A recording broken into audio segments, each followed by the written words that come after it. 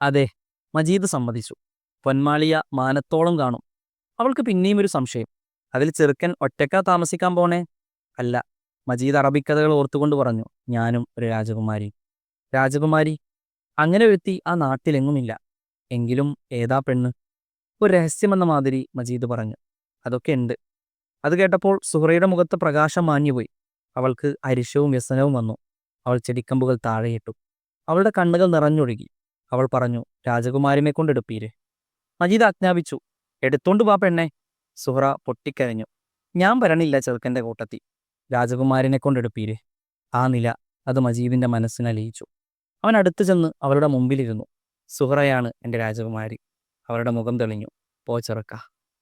മജീദിനെയും സുഹറയും അറിയാത്ത മലയാളികൾ ഉണ്ടാവില്ല.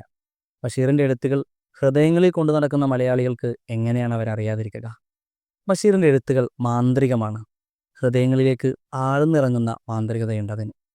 മതിലുകളും പാത്തുമ്മയുടെ ആടും ബാല്യകാല സഖിയും നുപ്പൂപ്പാക്കൊരാനുണ്ടാർന്ന് എന്നതും മലയാളികളുടെ പ്രിയപ്പെട്ട രചനകളായത് ഇതേ മാന്ത്രികത കൊണ്ട് തന്നെയാണ്. മലയാളികളുടെ മനസ്സിൽ മരണമില്ലാത്ത അതുല്യനായ എഴുത്തുകാരൻ വൈക്കം മുഹമ്മദ് ബഷീർ.